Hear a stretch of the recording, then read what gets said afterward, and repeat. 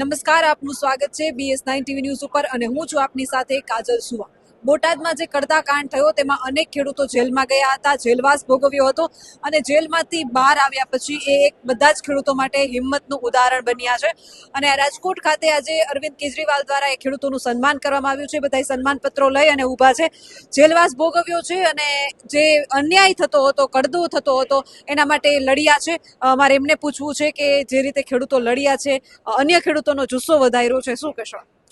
જે બોટાદ આંદોલનમાં જે હળદર ગામથી જે ખેડૂતોને ડિટેન કરવામાં આવ્યા હતા અને એના ઉપર જે ગંભીર કલમો લગાવવામાં આવી છે, એમાંના 35થી વધારે કદાચ ખેડૂતોને જામીન મળ્યા છે. તો એમાંના બોટાદ જિલ્લાનું નાના પાળિયાદ ગામના 7 લોકોને અંદર કરવામાં આવ્યા હતા. એમાંથી 5 લોકોને જામીન ઉપર છોડવામાં આવ્યા છે. હજી મારા ગામના 2 લોકો અંદર છે.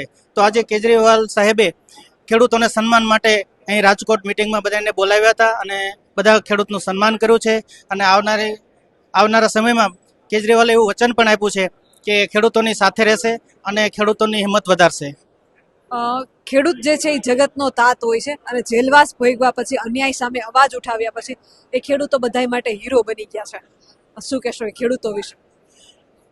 ખેડૂતો ચોક્કસ ભારત દેશનું હૃદય છે અને એમ પણ કહેવાય છે કે ભારત દેશ કૃષિ પ્રધાન દેશ છે, તો આ ખેડૂતોનો દેશ છે. તો ખેડૂતો સાથે જો આવો અન્યાય થશે તો ધીરે ધીરે ખેડૂતો જો ખતમ થઈ જશે તો આખી વ્યવસ્થા અને જે આ સર્ક્યુલેશન ચાલે છે, જે અર્થવ્યવસ્થા ચાલે છે, પડી ભાંગશે અને દેશને આનું ઘણું બધું નુકસાન પણ આવનારા સમયમાં ભોગવવું પડશે. તો જે સત્તામાં બેઠેલા જે લોકો છે એ ખેડૂત માટે વિચારે, ગંભીરતાથી વિચાર કરે અને ખેડૂતોના મુદ્દા ઉપર જે અન્યાય થાય છે એના ઉપર ધ્યાન દોરે.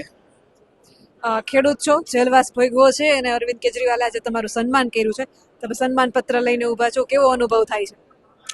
અનુભવમાં જે છે, અમારા 2 ભાઈઓના મોબાઈલ તોડી દીધા છે અને ફૂલ મારવામાં આવ્યા હતા અને 48 કલાક જમવાનું પણ આપ્યું હતું. અને પણ આથી જેલમાં લઈ ગયા પછી પણ કોઈની મુલાકાત અમને નથી લેવા દીધી. આયા છે બોટાદ કોર્ટે અને કોઈને પણ મુલાકાત અહીંયા નથી લેવા દીધી. આજે બધા જ ખેડૂતો માટે તમે હીરો બની ગયા છો, અન્યાય માટે લડ્યા છો. કેટલા દિવસ જેલવાસ ભોગવો અને તમને કેટલાય ખેડૂતો જોઈ છે અને વારંવાર જ્યારે માર્કેટ યાર્ડમાં જાઉં તો ખેડૂતો પૂછે છે કે બેન બોટાદવાળી થશે તો ડર બેસી ગયો છે, પણ તમારા ચહેરા ઉપર જોઈને એવું લાગે હવે ડર નીકળી ગયો છે. શું કહેશો? નથી ડર જરી. હવે તો લડવાની ફૂલ જોશ છે. અને એ બધા ખેડૂત તમને જોઈ છે એને શું કહેશો? હિંમત નહીં હારવાની, નહીં ડરવાનું નહીં. કેટલા દિવસ જેલમાં રહ્યા? 48 થી. ઘરની યાદ આવતી? યાદ તો મારો ભાઈ હતો જ છે. બે સગા ભાઈઓ હતા જેલમાં. બોટાદ જિલ્લાના નાના પાળિયાદ ગામથી મેડમ અને મારા કાકા પરેશ કાકા હજી રાજકોટ પોપટપરા જેલમાં છે. હજી જેલ મુક્ત નથી કર્યા, પણ અરવિંદ કેજરીવાલે અમને એવી હિંમત આપી છે કે 2 દીમાં અમને જામીન અપાવી દઈશું. એ બધા એમનો ખૂબ ખૂબ આભાર. નિર્દોષ હોવા છતાં આટલા દિવસ જેલવાસ ભોગવો છે તો ક્યાંક ને ક્યાંક વ્યવસ્થા ઉપર સવાલ થાય છે.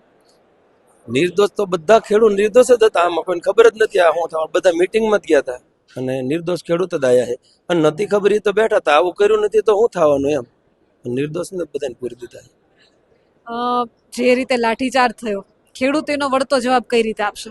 સમય આવે બતાવી જ દેવાનું છે. ખુલ્લું બતાવે છે, આ બતાવે. શું બતાવવાનું છે? સમય ક્યારે આવશે? બસ હવે ક્યાં વાર જ નથી ચૂંટણીને, તેથી બતાવી દઈશું. નગાર દાંડી આપી જ દીધેલી. શું પરિવર્તન આવશે? પરિવર્તન છે જ તે લાવવાનું જ છે, ફાઇનલ જ છે. બોટાદ જિલ્લામાં તો ફરજિયાત છે જ તે આખા ગુજરાતમાં છે. તમે નથી જોતા મિટિંગો થાય શું થવાનું હોય? બોટાદ થી કોણ ચૂંટણી લડશે આપમાંથી? તમને શું લાગે? મને તો કાંઈ મેડમ ખબર તમે નથી. કોને જોવા માંગો છો? અમે તો આ કેજરીવાલ લઈને જ જોવા માંગ્યું છે. આમ આદમી પાર્ટીને જ જોવા માંગ્યું છે. મુખ્યમંત્રી? મુખ્યમંત્રી ગોપાલ ઇટાલિયા હોય ને. ગૃહમંત્રી? એ મને બહુ ખેડૂત ખબર પડતી નથી. તમે ખેડૂત છો તો ખેડૂત માટે કામ કરતા હોય અને તમે કૃષિ મંત્રી પરિવર્તન કીધું છે તો કૃષિ મંત્રી કોને જોવા માંગો છો? તો બધા પાર્ટી નક્કી કરે એ હોય. તમને કોઈ ચહેરો ગમતો તો હશે? બધા ચહેરા અમને તો બધા ચહેરા ગમતા જ હોય છે, પણ ભાજપ નથી ગમતું કોઈ પણ રીતે. હવે ગળે આવી ગયા એમ. એનું કારણ શું?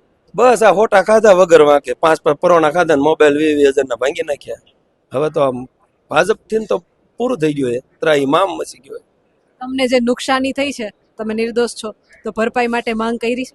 માંગ તો કરી પણ આપે કોણ? આમાં કોઈ આપતું જ નથી એવડે કામ પડતા સત્તા ઈ નહીં હવે આવશે સત્તા પછી આપશે જોઈશું કોની સત્તા આવશે? બસ કેજરીવાલની અને પરિવર્તનની વાત કરી છે, મારે ખાસ એ પૂછવું છે કે આવનારી ચૂંટણીમાં બોટાદમાં પરિવર્તનની ખાસ ચર્ચાઓ થઈ રહી છે, તો ખેડૂતો માટે અનેક પાર્ટીઓ લડે છે, માત્ર આમ આદમી પાર્ટી જ કેમ? આમ આદમી પાર્ટી અમારી હારે છે અમે એની હારે સીવી પછી તો એને તો હોય ને કોંગ્રેસે પણ 11 જિલ્લામાં જે ખેડૂતોને નુકસાન થયું છે એના માટે રેલી કાઢી છે અને કચ્છના ખેડૂતોમાં સાથે પણ ક્યાંક ને ક્યાંક અન્યાય થઈ રહ્યો છે. વાળાએ જોડો નથી માર્યો છે 4-5 દી થયા જામનગરમાં એમાં કોંગ્રેસ સામું જોવાનું હોય એ ઘટનાને તમે કઈ રીતે જોવો છો? અમે બહુ દુઃખથી જોયું છે મરાતું જ નથી ને એવું ભાજપ વાળા ગમે ત્યાં મારે ગમે ને મારે પણ એ તો એમ કહે છે કે ગોપાલ ઇટાલિયાએ એક વખત આવું કર્યું હતું. એ તો મેં જોયું નતું હું કેમ ખોટું છે મેં બોલતા નથી ગોપાલ ઇટાલિયાએ પણ જૂતું ફેંક્યું હતું, તો પછી અત્યારે જૂતું ફેંકવામાં આવ્યું એ ખોટું શા માટે? એ તો ખોટું જ છે ને કઈ કોઈ ભાષણ કરતો એને જૂતા ફેંકવાની વાત છે તો બધા જૂતા જ ફેંકે એવું હાલતું હોય એવું થોડું ન હાલે એ ખેડૂતો માટે બોલે છે ખેડૂતોનો અવાજ ઉઠાવે છે. ગોપાલ ઇટાલિયા એવું કહે છે કે આ ક્યાંક ને ક્યાંક પ્લાનિંગ થી કરવામાં આવ્યું હતું, તો તમને શું લાગે છે એ ઘટના? પ્લાનિંગ થી જ છે આ બધું પ્લાનિંગ થી હળદરમાં પ્લાનિંગ થી જ હતું. શું હતું મેડમ? શું પ્લાન હતો હળદરનો? પથ્થર મારો થયો નિર્દોષ બધા આવી ગયા આમથી આમ હા વના કારણ ઘરે બેઠા ઘરે ઉપાડીને પરોણા માર્યા હતા ટીયર ગેસ છોડવામાં આવ્યો. હવે આવનારા સમયમાં કોઈ આંદોલન ખેડૂતો માટે થાય અથવા ખેડૂતો માટે અવાજ ઉઠાવવાનો થાય કે અન્યાય થાય તો તમે જશો? ફરજિયાત જઈશું અમે તો જઈશું અમારા ગામના દને હારે લેતા જઈશું એ તો પાકું જ છે. કયું ગામ તમારું? નાનું પાળિયાદ કલ્યાણપુરા બોટાદ તાલુકાનું. અનેક ખેડૂતો તમને જોઈ રહ્યા છે, એ ખેડૂતોને શું સંદેશ આપશો? ખેડૂતોને સંદેશ એક જ હોય કે ભાઈઓ હારે રહ્યો ને ભાઈઓ કે એમ કરો બધા. તમે કીધું ભાઈઓ હારે રહ્યો, ખેડૂતોમાં એકતા અમારા એક નથી. દાદાના દીકરા હાથ પૂરી દીધા તમને કઈ ન થયું. એક ગામના 7 જણા હતા કેટલા એમાં 2 તો જાય રાજકોટ જેલમાં પોપટપરામાં મળવા નથી દેતા. તમે શું ગુનો કર્યો હોય જેલમાં? મળવા તો દેવા પડે ને કમ સે કમ. અમારો ભાઈ હોય આ 2 ભાઈઓ હોય 2 ભાઈના 2 ભાઈ જેલમાં ઘરે વાડીએ રહેશે બોલો એને ઢોરા હોય છોકરા નાના નાના હોય આવડા છોકરા ઓળખતા બેન થઈ ગયા મારા પપ્પા આયા એવું એટલા દી જેલમાં રાખ્યા ને એમ એ બધું યાદ ન આવે. ખેડૂતો ખાસ મેં કીધું કે ખેડૂતો વારંવાર એમ કહે છે ખેડૂતોમાં સંગઠિતતા નથી, એકતા નથી. શું ખેડૂતને એક થવાની જરૂર છે હવે? આવનારા સમયમાં જોજો સંગઠન સુદામડા ગામે જોયું જ તું એમાં કે નવાઈની વાત છે. સંગઠન તો હે જ તે ને. સુદામણા ગામે જે સભા થઈ એમાં ખેડૂતો ભેગા થયા હતા, તો કેજરીવાલ માટે થયા હતા કે ખેડૂતો પોતાના માટે થયા હતા? હળદરની ઘટના માટે થયા હતા? હળદરની ઘટના માટે 85 લોકોને પૂર્વમાં આવ્યા હતા એને ન્યાય મળવો પડે એ માટે થયા હતા. કેજરીવાલ માટે નહીં? કેજરીવાલ માટે તે અને એ તો હારે જ છે ને. ખેડૂતોની સાથે છે કે બધા આશ્વાસન દેવા આવ્યા હતા બધાને આપ્યું હતું અને હજી આપ્યું છે એમ તમારે હારે છે એમ કહેવાય. તમારા ઘરે જઈને તમે પૂછ્યું કોઈને કે કોઈ પાર્ટીએ તમારા ઘરની મુલાકાત લીધી છે? બધી પાર્ટી આવે તો ખરા પણ અમારું કામ કર્યું હોય એને સામું જોવાનું હોય ને અમારે. ભાજપ કોંગ્રેસની કોઈ પાર્ટી તમારા ઘરે આવી? કોઈ નહીં હવે. કેમેરામેન મીત પરમાર સાથે હું કાજલ સુવા, BS9 TV ન્યૂઝ, રાજકોટ.